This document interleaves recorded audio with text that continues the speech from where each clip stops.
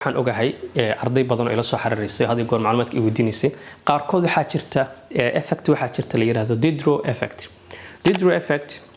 nin la oran jiray Denis Diderot oo noolaa 1766 yani qarnigii 17aad meelahaas oo Faransiis ahaa wuxuu ahaa nin qoraa ah oo hadii goor wax qora wali wuxuu qoray encyclopedia su'aalaha Wikipedia naqaana ama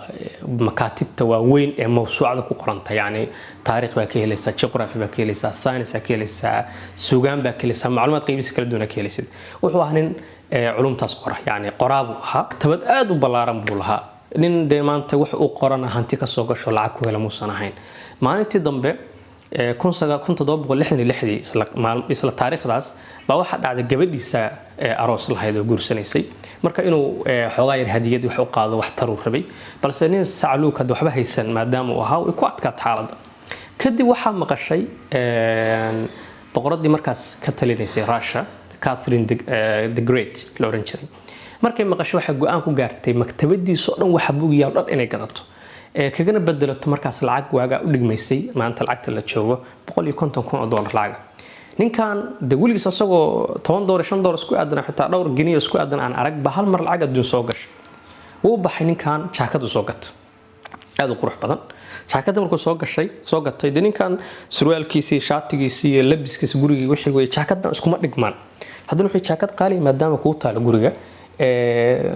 kabahana iska bedel kabihii uu iska bedel kaba cusub soo gatay haddana wuxuu soo gatay okaalo cusub haddana saacad cusub haddana wuxuu guriga ma taqaan ima anfaayo daahay uu ka bedelay fadhigii uu ka bedelay kanuu ka bedelay kan yani maadaama uu jaakad hal jaakad soo gatay jaakada standardkiisa nolosha dhan maadaama ay ka sareyso jaakad qaali ahayd wuxuu ku qasbanaaday wixii u yaalay dhan gurigiisa inuu bedelo oo update gareeyo yani soo gaarsiiyay ma taqaan jaakadiisa oo la tartansiyo gurigiisa yaalo dhan taas marka waxay sababtay يعني lacag badan in guriga geliyo marka waxay dhahaan maanta psychology-da nin Faransiis ah jirda magaciisa aan garanay taban kole shashada ku soo qori doona 1988 dib u sameeyay effectigan yani saameyntii Diderot ayuu bixiyay oo ah inaan marka qaar wax u gadano ama wax u raadino kaliya tii marrabna inaan waxaas adeegsanayna ma ahane waxa way nolosha qayb kale oo aan naga mid ah baan rabnaa inaan ku dheelitirno su'aalahan kale shirkadan IKEA waa taqaanaan oo kale nidaamadeeda markaad qolal kamid ah qolalkeeda gashid waxa laga yaabaa inay ku tusaan qol dhameystiran oo naqshadaysan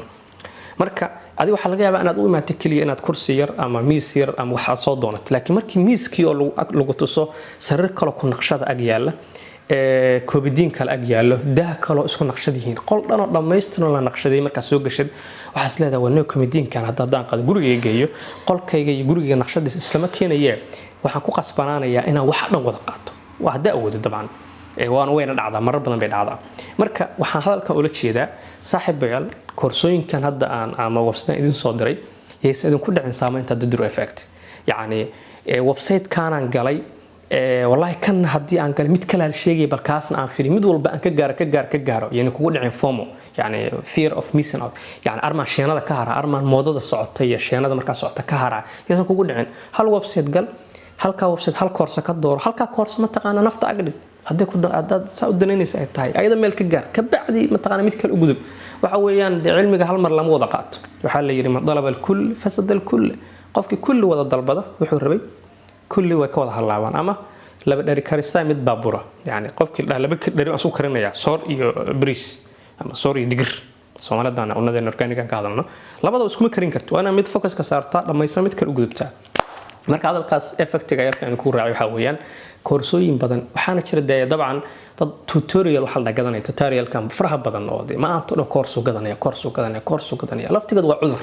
يعني wixii maanta in gadatid maalin kasta dhaadi koorso cusub baa soo baxay seminar cusub baa soo baxay waa qaadanaya kan angelaya wax faa'iido kala kulmaysid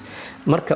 dadka qaar shaqay u noqotaaba inay tutorial gataan website booqdaan wax korsadaan koorso qaataan wixii hadaadan bal hal mar aadan xogaadan neef qaadan oo fariisan dhaad horta wixii aan akhristeen soo bartay xagee u anfacaya runtii waxa weeyaan lafteed caqabad bay noqonaysaa marka anoo website yar oo in la wadaagay hadana macluumaadkaas inaan ku daro waxaan rajeynayaa inaad ka faa'iideen hadii aad u aragtay mid faa'iido waxaan jecelahay asxaabtiina iyo nafsadiina inaad ku taas ku boorisaan waa Maxamed Azhari saarag maqal dum xiisa badan wassalaamu calaykum warahmatullaahi ta'ala wabarakaatuh